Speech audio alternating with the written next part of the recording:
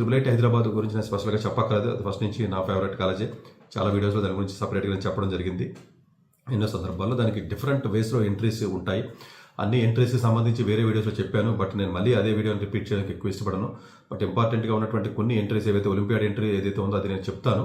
So అలా కాకుండా ఇప్పుడు స్పెసిఫిక్గా యూజీడబ్ల్యూ ఎగ్జామ్ ఏదైతే ఉంటుందో, ఎవరైతే మెయిన్ సరిగ్గా రాయలేదో యూజీడబ్ల్యూ ఎగ్జామ్ ప్రిపేర్ అవ్వచ్చు అని అడుగుతున్నారు. ప్రాబబ్లీ మరీ ఏదైనా జేఈలో మరి 60, 40, 50% వచ్చి జేఈ మార్కుల్లో కూడా 100 లోపు వచ్చిన స్టూడెంట్స్కి ఈవెన్ యూజీడబ్ల్యూ రాసినప్పుడు కూడా కొంత ఇబ్బందికరమైన వాతావరణం ఉంటుంది, వచ్చే అవకాశాలు తక్కువ ఉంటాయి. బట్ స్టిల్ డెఫినెట్గా యూజీడబ్ల్యూ ఎగ్జామ్ అనేది మంచి ఎగ్జామే కాబట్టి అది రాయండి. దాని పరిధిని కూడా వాళ్ళు పెంచుతున్నారు. యాక్చువల్గా ఒకప్పుడు ఇదేదైతే సీట్లు కానీ లేకపోతేనేమో ఆ యొక్క కోర్సెస్ కానీ పెంచుతున్నారు. ఈసారి జియోస్పాటియల్ టెక్నాలజీని కూడా ఒకటి యాడ్ చేయడం జరిగింది.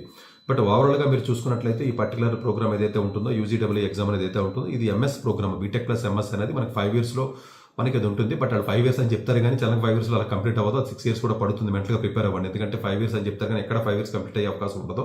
But 6 years, but still 6 years కూడా వర్తే. ఎగ్జిట్ ఆప్షన్ ఉండదండి బీటెక్తో, ఎగ్జిట్ ఆప్షన్ అవ్వడానికి ఉండదు.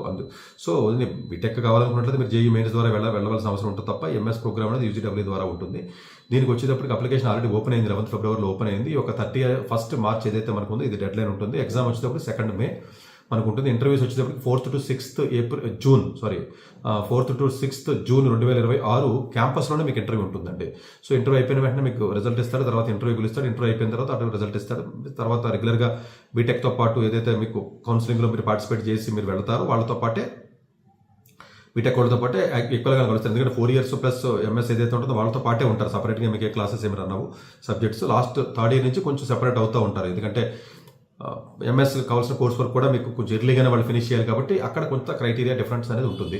ఈ యొక్క ప్రోగ్రామ్లో మీరు చూసుకున్నట్లయితే ఈసీడీ ఉంటుందండి, electronics and communication engineering MS అదే ఉంటుంది, బీటెక్ అదే ఉంటుంది. అలాగే computer science and engineering B Tech plus computer science and engineering MS ఉంటుంది. అలాగే కంప్యూటర్ సైన్స్ బీటెక్ ఉండి కంప్యూటేషన్ లింగ్విస్టిక్ ఎంఎస్ ఉంటుంది. చూడండి, బీటెక్ సిఎస్ ఉంటుంది, కంప్యూటేషన్ లింగ్విస్టిక్ ఉంటుంది. అలాగే కంప్యూటర్ సైన్స్ బీటెక్ ఉండి కంప్యూటేషన్ న్యాచురల్ సైన్సెస్ ఉంటుంది.